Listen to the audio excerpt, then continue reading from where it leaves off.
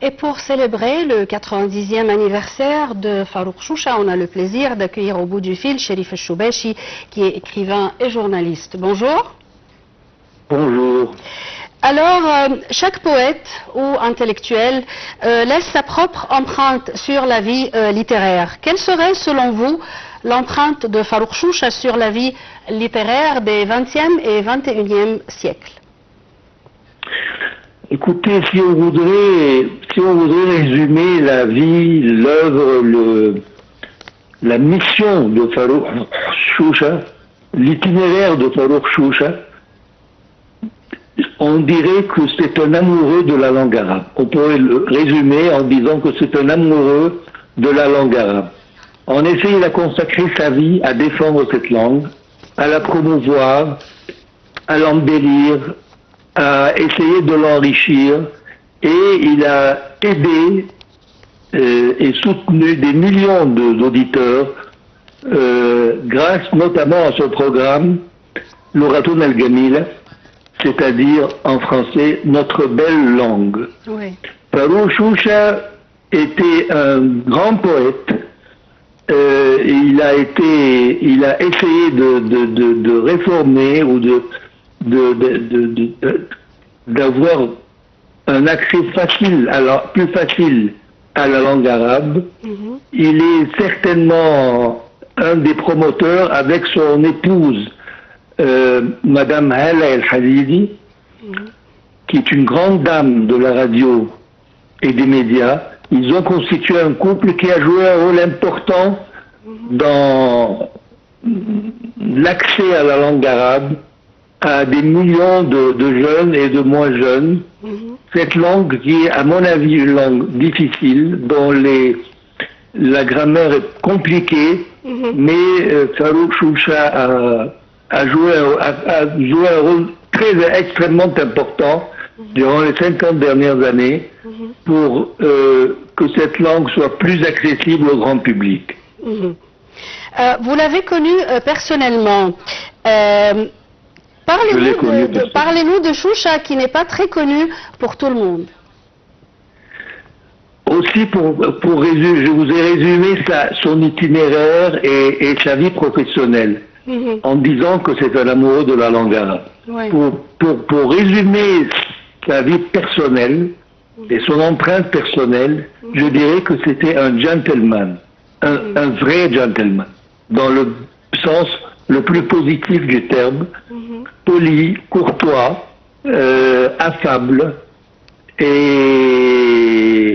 j'ai eu une expérience personnelle avec lui, c'est que j'ai écrit un livre qui s'appelle en arabe Yasqut Sibawi, qui a été traduit en français par l'Archipel, la maison d'édition L'Archipel, Oui. qui est une grande maison d'édition à Paris, et sous le titre du sabre et la virgule. Et je me souviens que quand ce livre est paru, Farouk Choucha a consacré une critique ou un article dans le journal Al-Ahram, Oui. critiquant ce livre, sous le titre de non à la chute de Sibawi.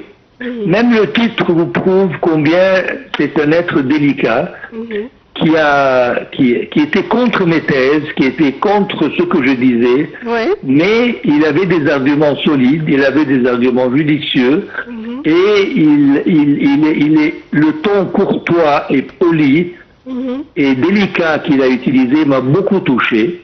Nous avons eu plusieurs débats à la télévision, tous les deux, sur ce livre et sur d'autres sujets. Oui, surtout l'annulation du Moussanna. Pardon? Surtout sur l'annulation du Moussanna en arabe. Oui, voilà.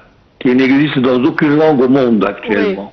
Oui. Donc, je peux dire en résumé que c'était un être fascinant qui a laissé une empreinte et je pense que tous ceux qui l'ont connu l'ont aimé, l'ont admiré. Et je pense qu'il n'a jamais eu à mon avis, il ne s'est jamais disputé avec personne. Peut-être que je me trompe, mais à mon avis, ça arrivait parfois. Sans doute, surtout avec sa famille. Mais en général, il savait ce qu'il disait, il choisissait les bons mots. Oui. Et vraiment, c'est un être que je peux dire, sans exagérer, que c'était un être exceptionnel. Et pourquoi, d'après vous, la langue arabe a été nommée la belle langue ou l'oratona al-Gamila d'après son programme? Pourquoi il a été... Je crois que c'est lui qui a choisi ce titre. Oui, il a choisi le titre. Oui, Mais oui, depuis le début de ce programme, on dit toujours l'oratona al-Gamila quand on parle de la langue arabe. Ben oui, comme on dit que c'est la langue de Sibawayh. Vous savez qu'on dit du français que c'est la langue de Molière, oui. L'anglais, la langue de Shakespeare, l'allemand, la langue de Goethe.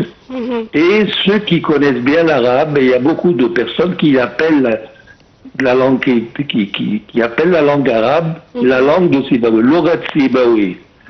Et lui, il était tellement attaché à cette langue, et il savait que cette langue est une langue compliquée et difficile, et qu'il fallait la simplifier, mais il ne voulait pas toucher à la structure de la langue et à la grammaire de la langue. Oui, c'est vrai. Ce que moi j'ai essayé de faire dans mon livre, c'est de casser les tabous et d'essayer de réformer la grammaire de la langue, ce que lui refusait catégoriquement, et je respecte tout à fait son avis. Cherif Choubechi, je répète que vous êtes écrivain et journaliste. Merci beaucoup pour vos éclaircissements. Une petite pause et je reviens tout de suite. Merci à vous.